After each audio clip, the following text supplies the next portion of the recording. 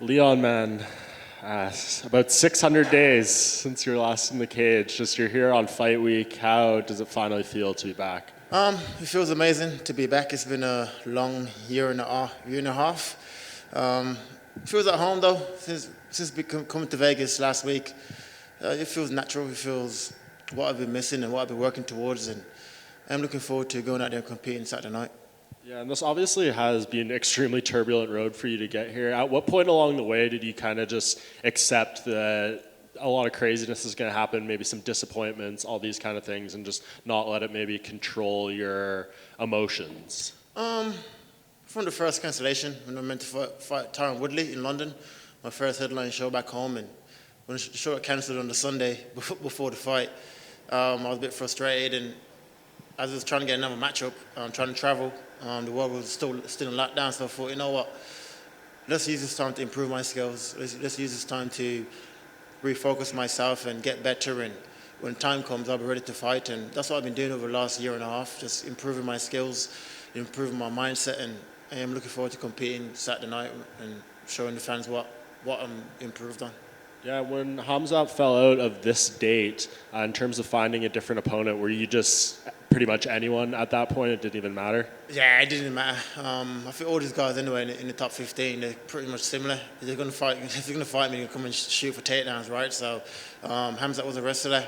Bilal is similar. He's like a wrestling background. And so yeah, once Hamza fell out for the third time, I thought I'm not waiting again for another reschedule. Let's go. And Bilal stepped up. The first option obviously was Colby Covington.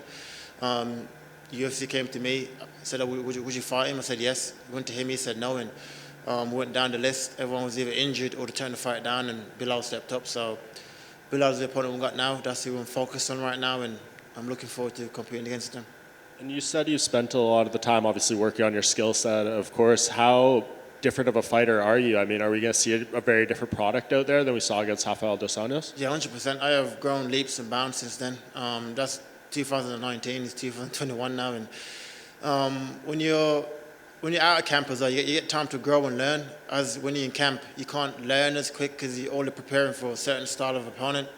But when you got time to just do everything, striking, wrestling, jiu-jitsu, and just cover it all and have time to not rush it, I've learned loads, and I'm looking forward to going out there and competing. I felt good when I fought RDA, but I feel better now. And Dana White told BT Sport, I believe in an interview that came out today, that you're next for the title shot if you give a spectacular performance on Saturday. What does just hearing that mean to you, and does that give you a boost of any kind going into fight night?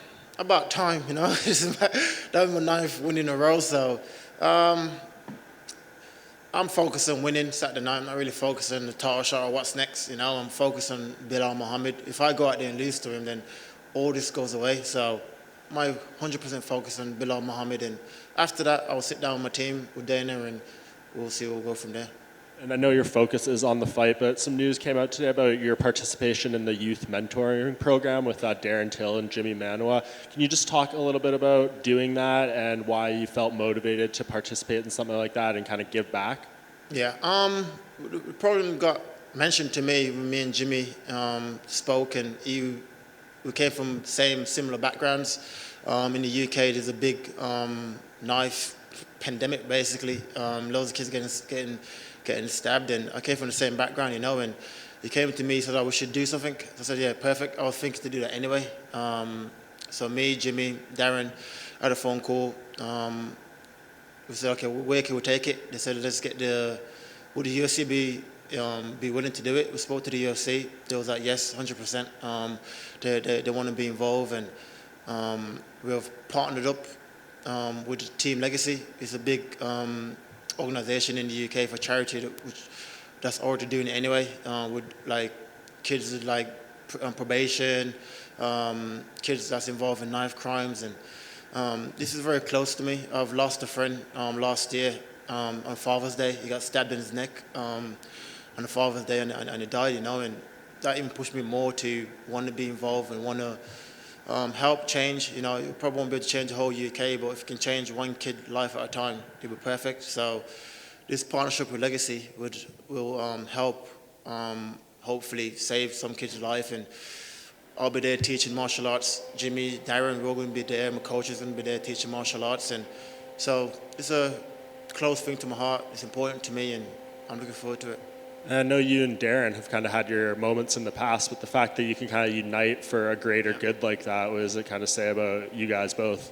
Yeah, exactly. I think he'd been involved. He'd been stabbed before Darren, I think. So it means a lot. It means a lot for the UK to have the two biggest stars in the UK pushing this and trying to help back and trying to give back to the kids that came from where we came from. You know what I mean? So I respect Darren, and I think he respects me as well. Leon, just to continue on from this, what does your role in this exactly look like? Do you tell kids, like, look, you don't need to carry a knife, you can study martial arts, or do you just try and find them an outlet to put some rage into? What exactly are you trying to tell these guys? Basically a mentor. I'll be there on feet on ground, teaching the classes, talking to the kids. The UFC help us to provide kit for the kids, like gloves, shin pads. I'm also trying to do like a scholarship kind of thing, which is the best kids in the class who listens and they got something to work towards, so we can like sponsor their gym membership for the year in one of our gyms. You know what I mean? Pay for the membership, because I know most kids can't afford to pay £60 a month for a gym membership. I know I couldn't when I was a kid. You know what I mean? So if I could give back, do that, and pay the membership and help them, then that's my involvement. If we can save one of them, I'm happy with that, you know, and that's my main goal at the moment. Without getting too deep into it, what do you think it is about the UK that knife crime's just mad? I don't know. I think because guns are illegal, probably. Like, for example, the States, there's a gun problem, right? So in the UK, because guns are, it's legal, it's there, but it's easier to carry a knife. You can go to the kitchen, get a knife, and stab someone. And I think as well, most kids are doing it out of fear. It's not really the bad kids, it's that they don't want to be stabbed, right? If you go to a neighborhood or to a school where there's gangs, and if you're not in a gang, you probably get robbed or wherever it is, you're going to bring a knife out of fear to not get robbed or not get beaten up. And I think that's when I speak to kids that I know, that's what it is. It's more of a protection tool more than I'm just a bad boy want to stab people. Do you think it becomes a thing where it's like, well, I know everyone else has a knife, so I better carry a knife as well? Basically. When I was a kid, I used to carry a knife as well. You know what I mean? And obviously, my life is totally different now from where I was. But I think most people carry it out of, like you said, I don't want to be stabbed. I don't want to be, so I carry one for protection. Going back to the fight game, do you just not want to hear Hamzat's name anymore? Like, you know, it's been rescheduled so many times. Are you done with that? Like, until he can show that he's able to compete again, are you just over it? I think most important now is probably his health, right? I know he's going through bad COVID symptoms, like after effects, and I'm focused now on the world title. After going out there and beating Muhammad, that'll be 9 wins in a row. That's the third most in the whole promotion history, you know. So I'm looking ahead towards the title. But like I said, I wish Hamzat good health. If he works his way back up, have some good fights, and I'm sure we're going to meet down the line. He's young, I'm young, so we're going to meet one day. But at the moment, I'm focused on being a world champion. When he dropped out this last time, and you heard that news, how bad did your heart sink? How bad was it? I felt like I thought God was cursing me. I was like, what the hell's going on? But as soon as I spoke to the UFC, they said, okay, we want to keep you in the card, which was good, right? Because before in December and January, they was like, let's reschedule straight away. So when I spoke to them, they're like, okay, we want to keep you in the card. We're trying to find your opponent. The opponent first, when mentioned, was Colby Covington. They came to me, I said yes. They went to Colby, and he said no. So I went down the list. Wonder Boy had an injury, so he couldn't do that date. He wanted to do it like in the summer or something. I said, I can't do summer. That's like 2-3 years off. I can't wait for that long. Then Bilal Muhammad stepped up. So this is the opponent we got. He's a tough opponent. He's durable. So it's a good fight. Without getting too deep into it and without getting too personal, like financially, you haven't fought for ages. Yeah. Did you just need to fight in March? Like, I need to pay?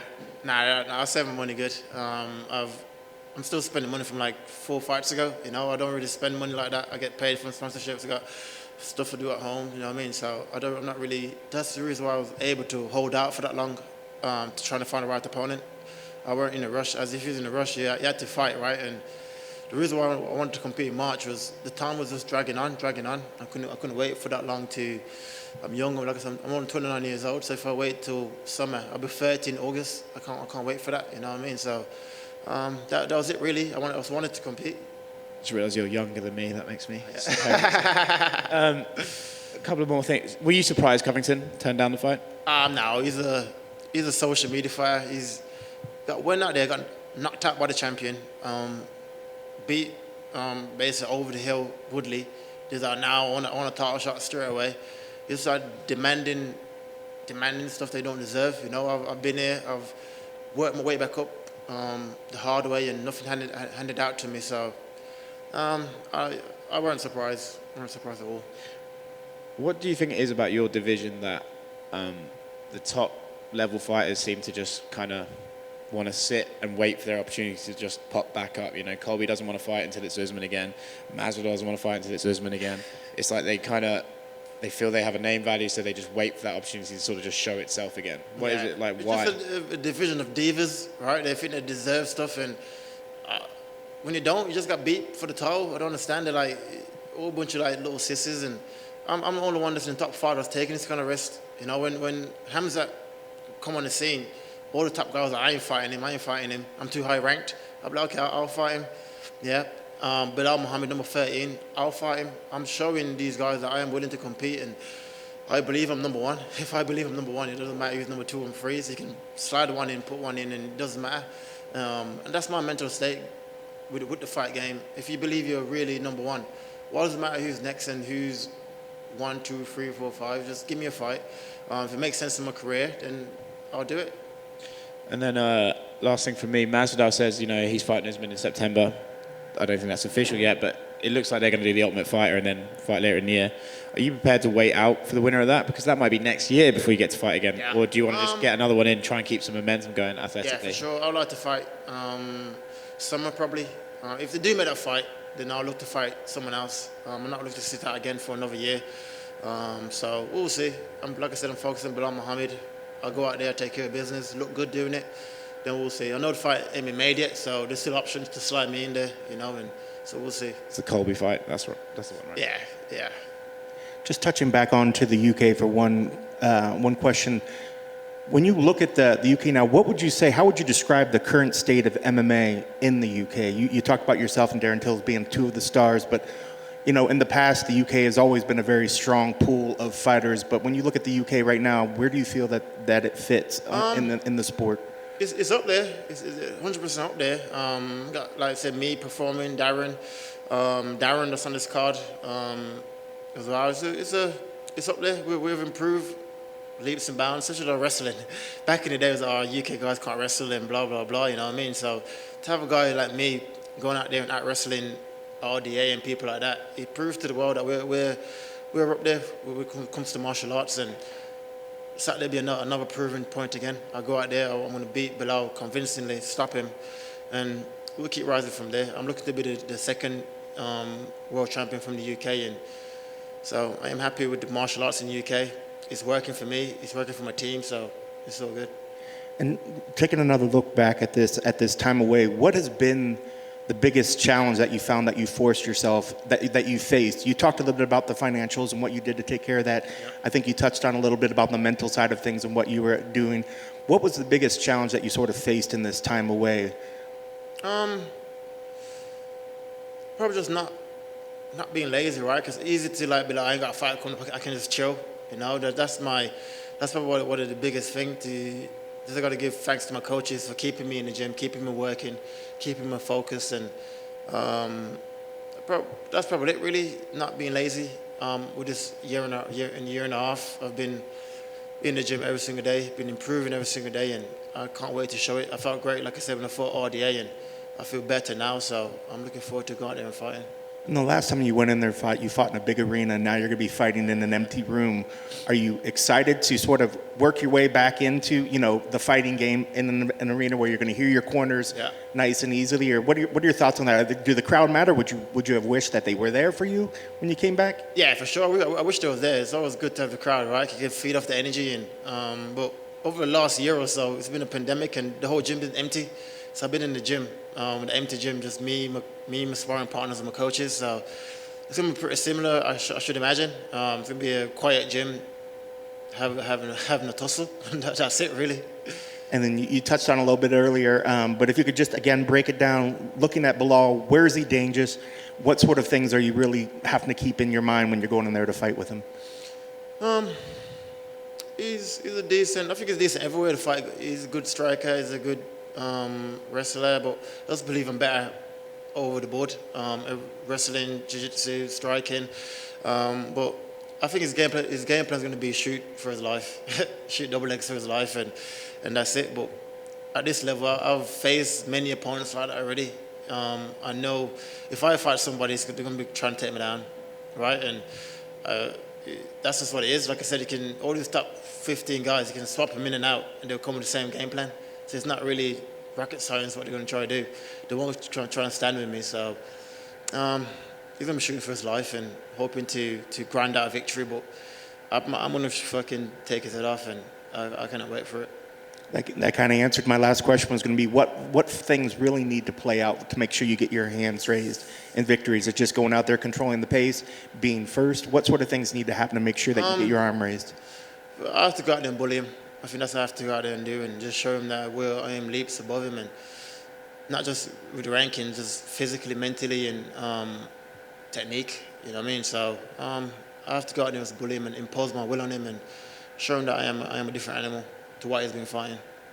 Best of luck on Saturday. Just one more. We spoke about a lot of things today, like knife crime, your fight career, but the most important question you'll answer today is, were Meghan and Harry right to leave the royal family? I haven't saw the full interview of it, but from what I've gathered, 100%. For Harry anyway, look after his wife, right? If once you get a wife, that's your family now, and he's got a kid with her, and the UK has got a little underground racism. It's there, you know what I mean? I know people trying to ignore it. It's called the Daily Mail, I think. Exactly. Ignore it like it's not there, but it's there. And like I said, I wish them well, and that's it. Thank you.